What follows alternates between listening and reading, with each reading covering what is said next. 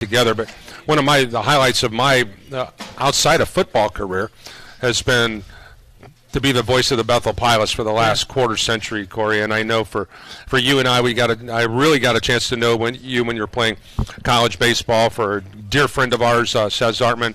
And so it's always good to see you, and it's always good to see you making some headway with what you're doing. You're involved in so many things at Jimtown High School. You're absolutely in love with the community, love with what you're doing. Just talk to me about being in love with your job. Because it is, isn't it? Oh yeah, it's a passion, but it's the kids. You get to work with these guys that are next to me day in and day out, and make it fun and enjoyable, and you feel like you're making headway, you're making a difference with them, and you're making an impact, and that's what it's all about, hanging out with these guys. How was fall camp for you?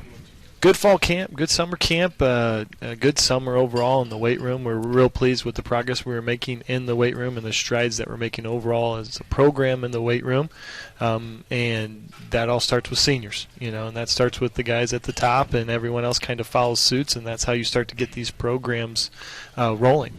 9-3 last year. I know that you expect more. Can you deliver more? We're certainly going to try.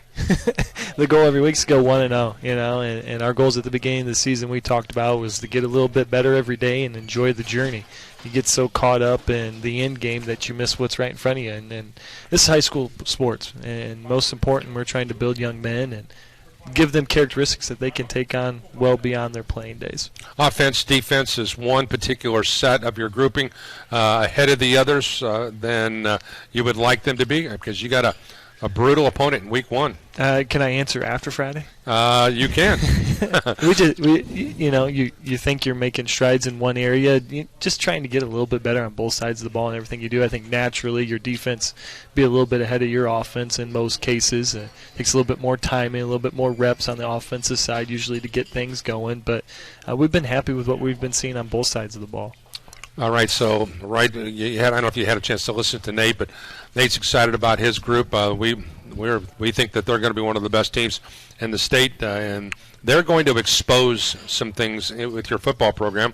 As a matter of fact, you're going to find this really for the first 2 weeks, because you've got Northwood and Concord, and I know that there's going to be some sleepless nights preparing for both of those teams. So talk about the importance of playing a high-character, high-quality program early on in the year, and how that can help you in the postseason. Iron sharpens iron. Iron sharpens iron, and so we want to play the best. I don't care if it's week 1 or week 9. It doesn't matter to me. We want to get after it with the best. We've got one of the best in the area, obviously, as you've stated, with the Panthers. Not only are they very talented, that's obvious, they're also very well coached. You can see that there is a scheme. They're not just throwing plays at a wall. There is an offensive strategy and plan there. And so we're excited about that challenge. With great challenges, great opportunities. And we're excited for that one that's coming up on Friday. You've got Jackson Clopton here. He's with us. Bishop Williams, you can tell him he's the tall guy way at the end of the of our screen there if you're watching. And Bishop's a guy who we've had a chance to watch him play. He is a team captain. Let's start with the big fella down at the end of the table. I don't think, knowing you the way I know you, you don't pin the C on someone's jersey if they're not what you want as the leader of your team. Yeah, they earn it. And these guys are 2 special ones. They're 2-year captains. Got voted in as juniors, which is really saying something. They've embodied our program. They embody our morals, our values in the football field, and most importantly outside the football field. You see these guys in the hallway, they're doing the right things. You see these guys on the football field, they're doing the right things. That's what we're trying to get the young guys to understand. It's a disciplined mentality that you're doing the right things no matter what it is that you're doing. And both these guys really embody that for us. Obviously, they're good talents on the field too. But I would have them up here if they weren't great talents on the field, because they're good leaders. Jackson, a 4-year starter, 2-time all-conference player. Let's get some thoughts from him here momentarily. But what does Jackson bring to the field? I remember when I got hired, I was 8th grade teacher with these guys. So I came up with them. They were my first freshman class. And I remember calling Jackson in the hallway. Didn't play football at the time. I said, I need you. Natural born leader. I said, if I get you to play football, I'm going to get 6 others to play football in this class. and he bought in since day one.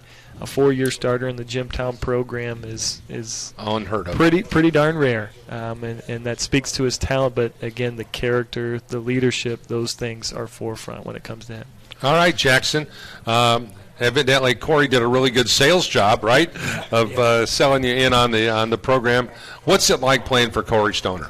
It's honestly unexplainable. Just what he brings out of you, you wouldn't ever expect it. Just the leadership, the determination, the gold standard. Just he brings a lot out of you that you didn't know that you had. Looking back on that moment that you said, yes, I'm going to play football, in what areas have you grown, whether it be on the field or off the field? My discipline has definitely grown on and off the field. My grit, optimism, leadership, everything has grown on the field and both off the field. You think back on playing 4 years and being a starter for 4 years. That's rare at any high school team, let alone a program that has had such great success like the Jimmies have had.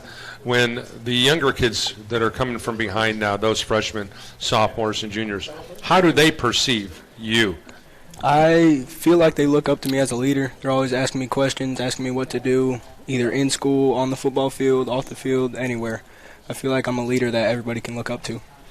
Well, one guy that you and I know really well, young Ty Zartman. Mm-hmm. We mentioned Seth at the top of the program, and obviously his sons will be a part of it, so I know that he's made great strides. I want to give a shout-out to him because he's one of the captains, too. Yep. You get kind of a theme there. Yeah, it is. They walk the walk. All right, so tell me about his development. Ty? Ty. Yeah, Ty. So Ty's a kid, played for us as a sophomore at outside linebacker, kind of got thrown to the fire last year. Sure. We were real young. And he's one of those young kids, and so now he's matured, and now he's got a year of experience, and he's got a year of muscle tone on him as well, and so we're excited. He's going to go both ways for us a little bit, so we'll see what he can do. Okay, Bishop Williams, tell me about your development since being a part of the Jimtown football program. What have you learned from Coach Stoner? Really just he's just held us to a higher standard. Like, so he's like been like a role model to me personally because he's always shown me what the right thing to do, and if I don't do something right, then there's a action or like a consequence that's going to happen. So therefore, like in school, I know to do the right thing, just to do it, and just because I know that everybody's looking down on me to do that. Corey is always talking about the gold standard. Mm-hmm. I love that phrase because I know what the gold standard worldwide means. The gold standard is the ultimate. So what does the gold standard inside the Jimtown football program mean to you? It just means just to hold us to a certain a standard. So if people jack around, then we go to that, and if you're not following that, then you shouldn't be a part of the program, because that's what the program is about, just being able to be reliable and held to that standard. For you and Jackson, respectively, as the leaders of your football team and as the captains, and you find yourself in that thing where Corey's talking about the gold standard, do your teammates come up to you and say, what does he mean by that? Jackson, do you think the guys understand the dynamics of what gold really means? I mean, even if you look at it from a biblical standpoint, the gold was it. I feel like freshmen, most of the time in the beginning, they don't understand it. And then as the season develops and they see the process that we go through and just trusting the process, then they understand what the gold standard really means in the Jimtown football program. Who else in this Jimtown football program is achieving the gold standard in your guys' mind? You guys, here in our final seconds or so, I want you to tell me some of your teammates who are reaching the gold standard. How's that? I feel like our running back, Colin Chrisman, Gabe Glass, two of the seniors, and then, like you mentioned, Ty Zartman. We have Cole Dutton. He's reliable on and off the field at all times. Bishop, you want to throw any other names out there, some of the guys on your football team that are achieving that status of the gold standard? Yeah, I'd say Barjett Kaler. He's a sophomore that's also a team captain this year. So I'm sure he's going to be a team captain 3 years straight, and he's really stepped up for us in many positions, and he's there. All right, final question, gentlemen. What do you have to do to beat the Northwood Panthers on Friday night? Just do the little things. Yes. First step off the ball, right reads. That's all we got to do. Jackson, how about you?